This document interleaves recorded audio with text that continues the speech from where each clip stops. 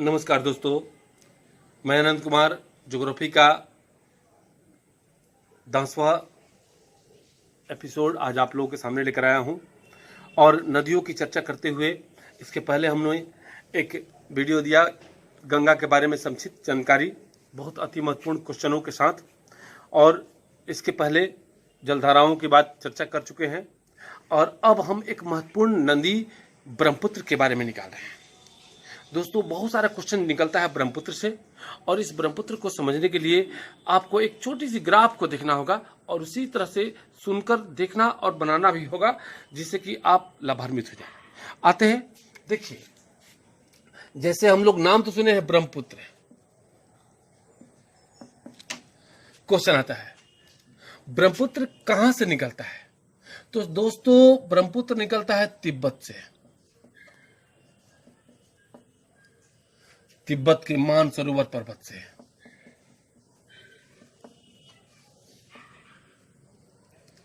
और फिर क्वेश्चन ये लिख रहा है कि तिब्बत में इसका नाम क्या है। क्वेश्चन डालेगा ब्रह्मपुत्र का नाम तिब्बत में क्या है? सांगपो। बहुत इंपॉर्टेंट क्वेश्चन है कि ब्रह्मपुत्र को तिब्बत में किस नाम से जानते हैं? सांगपो से। तो क्वेश्चन आता है कि भारत में ब्रह्मपुत्र पहले किस राज्य में आता है? तो समझिएगा, यहां से ब्रह्मपुत्र नाम कैसे पड़ा। तो एक अरुणाचल प्रदेश और दूसरा असम, यानी यहीं से पहले ये प्रवेश किया कहां पर? अरुणाचल प्रदेश में, और फिर यहीं पर मिला ये। तो अरुणाचल प्रदेश में एक नदी है लोहित, और असम में नदी है दिहांग। कहीं कहीं ये भी डाल देगा ब्रह्मपुत्र को असम में किस नाम से जानते हैं? तो दिहांग नाम से। और जब ये दोनों मिल गया तो नाम पड़ा क्या? ब्रह्मपुत्र। तो क्वेश्चन सीधा समझिएगा। और यही असम में ब्रह्मपुत्र की सहायक नदियों में नदी है माजुली, और यही विश्व का सबसे बड़ा नदी द्वीप बनाती है। विश्व का सबसे बड़ा नदी द्वीप बनाने वाली नदी कौन सी है? माजुली। कहां पर? असम में। किसकी सहायक नदी? ब्रह्मपुत्र की। तो दोस्तों, ये ब्रह्मपुत्र हमारे यहां जरूर पहुंची। और बहुत सारे क्वेश्चनों को छोड़िए, जैसे कि यहां से ब्रह्मपुत्र चली तो क्वेश्चन आ गया सर्वाधिक विसर्प बनाने वाली नदी कौन सी है? विसर्प, विसर्प मतलब एक ही मार्ग में टेढ़ा मेढ़ा बहने वाली। तो विश्व की सबसे ज्यादा विसर्प बनाने वाली नदी है ब्रह्मपुत्र।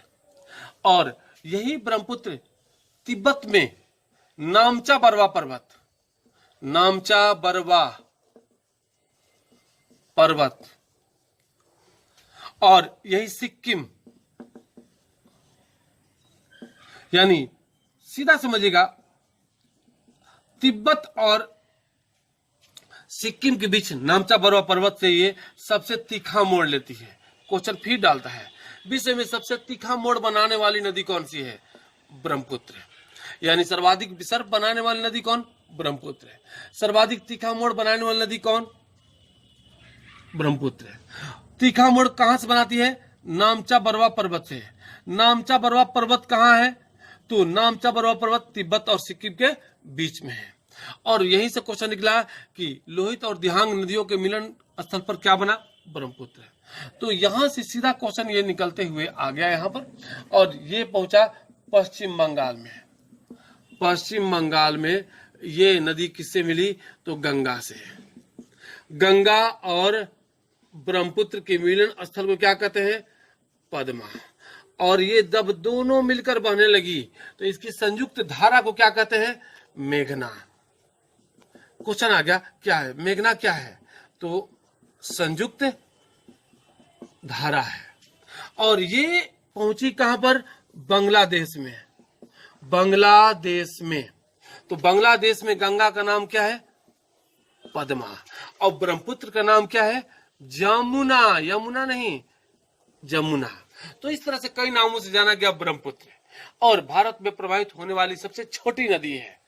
लेकिन क्वेश्चन का रूप में निकला क्या कि ब्रह्मपुत्र कहां से निकलती है?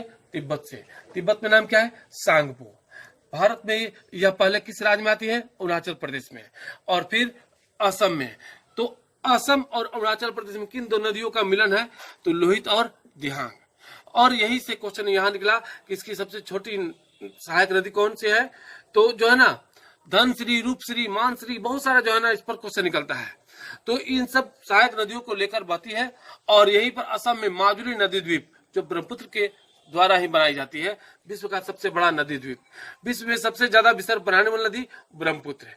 ब्रह्मपुत्र का विशेषता क्या है कि सबसे तीखा मोड़ लेती है। तीखा मोड़ कहाँ लेती है? नामचा बरवा पर्वत में।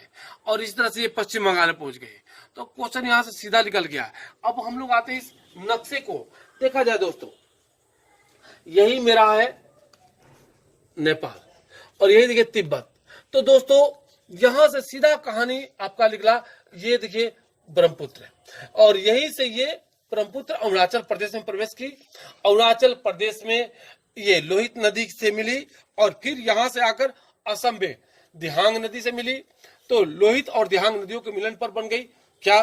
तो ब्रह्मपुत्र नदी। फिर यहीं से देखिए ये प्रवेश कर गई बंगाल की खाड़ी में, और ये पश्चिम बंगाल से होते हुए विश्व का सबसे बड़ा सुंदरबन का डेल्टा का निर्माण की, गंगा और ब्रह्मपुत्र नदी मिलकर।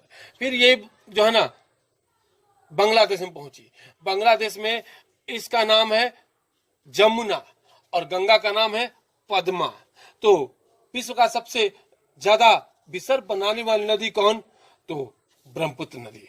सबसे तीखा मोड़ कहाँ लेती है? तो सिक्किम के पास। देखिए दोस्तों ये सिक्किम है, और यहीं से तीखा मोड़ बनाते हुए ये गंगटोक, और यहीं से तीखा मोड़ बनाते हुए ये बांग्लादेश में प्रवेश कर रही है, पश्चिम बंगाल के होते हुए। तो दोस्तों ये एक छोटा सा हमने ग्राफ दिया जो ब्रह्मपुत्र नदी पर। ब्रह्मपुत्र नदी के ये सारे क्वेश्चनों को आप एकदम एग्जाम में हमेशा पूछे जाते हैं, उसका आंसर भी आप बिना कंफ्यूजन के तैयार करेंगे कि तिब्बत में इसका नाम क्या है? सांगपो। ब्रह्मपुत्र भारत में किन दो नदियों का मिलन है? तो लोहित और दिहांग की। लोहित कहाँ की नदी है? अरुणाचल प्रदेश की। दिहांग कहाँ की नदी है? तो असम की।